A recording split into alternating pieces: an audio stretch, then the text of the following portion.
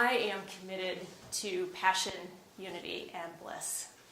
And with that, I'm committed to reuniting the authentic masculine and feminine and finding that space within ourselves, because we all have masculine and feminine energy within us. So finding that space within ourselves where we reunite it here, and then we take that and we live in that authentic essence that we are, and bring that out and create great relationships with that. And then as we create great relationships, then how do we show up in the world and we really live our purpose, and how do we serve and bring back, which so many of us here are about. So what I want to tell you a little bit about is, why am I passionate about authentic masculine and feminine? Why does it matter to me? I have an electrical engineering degree. I have an MBA. I was climbing the corporate ladder in the oil and gas industry in the good old boy network of Houston. Nothing sexist there, but that was kind of the reality of what the oil and gas industry was like. And then I moved into high tech, and most of my coworkers were men. And I did it really well. I did that world really well. I learned how to really be successful in the business world. And the truth was, at some point I went, you know what? I'm as good a man as any man can be, and maybe better. And that's how arrogant I was. But the sad part was, I was so unhappy, and I was living such an inauthentic life. Such an inauthentic life. And from the outside, people would look at me and think I was so successful and so confident and had it all together. And if you looked at my material world, it looked like that. But then during the week, I'd get on the phone to my mom or my girlfriend, and I'd cry about how miserable I was. And I didn't really know why. But I knew I wasn't happy. I had no idea what happiness even was. And my relationships, they pretty much stunk. They just didn't work. I meet great guys, but they just didn't work. And one day, I was sitting in actually a Tony Robbins seminar, and he talked about masculine and feminine. And of course I knew the words, but how does that apply to my life? And as he sat there and described it and started talking about the two different energies, I sat there with my jaw on the floor and went, oh my God, this describes my life. Now I know why I'm miserable. And it was that cover-up. I'd basically known that at my essence, and we'll talk a little bit more about that essence, but at that essence, I was really feminine. But if you looked at me on the outside, my clothes looked masculine, my voice sounded masculine, the way I carried myself, my energy, it was very masculine. And I realized that I didn't even know who I was anymore. And so as I started to look at that, I went, this is where I need to go. And a lot of the journey work is actually what helped me open through some of that. And a year and a half later, the universe conspired, and I was out of the corporate world, and I started on the journey that moved me to here, and being able to stand up and be committed to making sure that women don't have to do what I did, and the men in our lives get to enjoy the greatness of who we are. Because the men in my life, I felt sorry for them, because it was kind of tough to be with me. It was tough to be with me.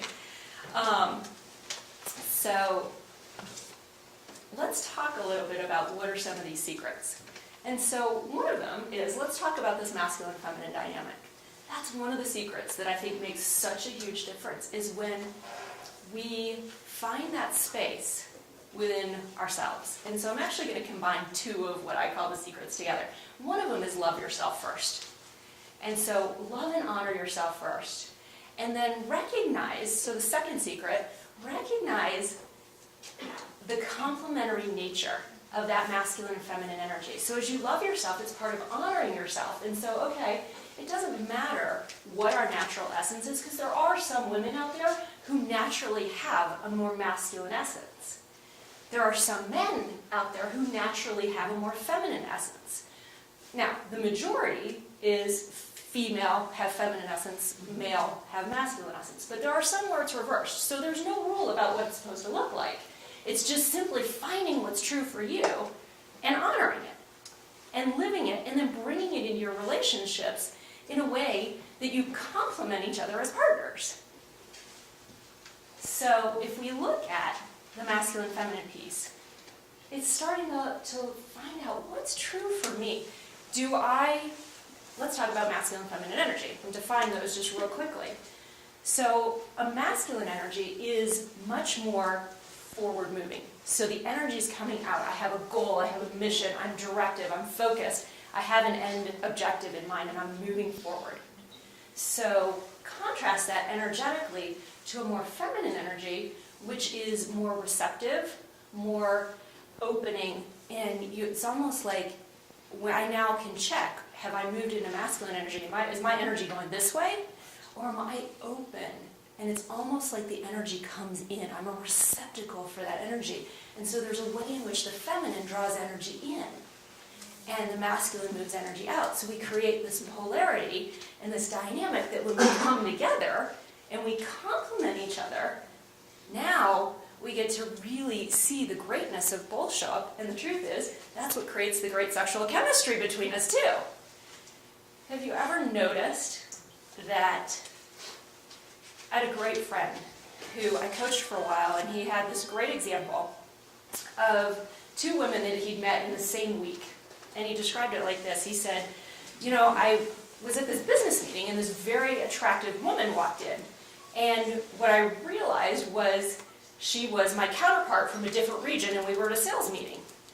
And so she was actually a business colleague that I was going to need to do business with that night. But I thought she was, initially I was really attracted. He said, and then she came at me. And it was this energy that was like, I'm going to meet you head to head, and I'm going to, I'm right here with you. He said, every bit of attraction disappeared.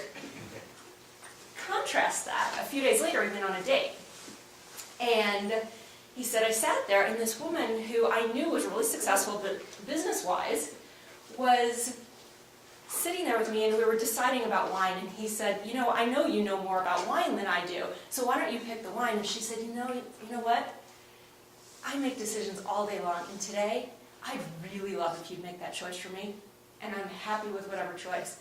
He said, oh my God, I was so wow, she just empowered me to step up, and she received what I had to offer. And so that's some of the dynamic. Anybody out there recognize what I'm talking about, of that, what happens, polarity-wise, and the magnetism that happens when we'll actually let ourselves be complements. So that's one of the other secrets to talk about, is let ourselves be complements to one another. We've got great traits as men and women, and we can all get access to. I am so grateful for the fact that I have access to those kind of masculine, detail-oriented, focused, project planning kinds of things. What I've learned is that rather than having those lead for me, which was such a protective mechanism, the truth was, it was all about proving what I could do, and proving how successful I could be, and proving, or overcoming probably is a better way to state it, what I didn't believe in about myself. So that's where the mask came from.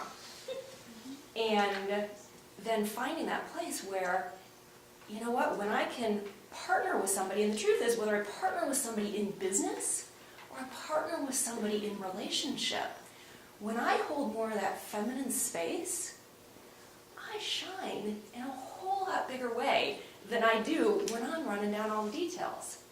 So I'm looking to create, not only in my business, but also in my love life, my romantic life, that space where we complement and we bring those authentic energies together and we support one another.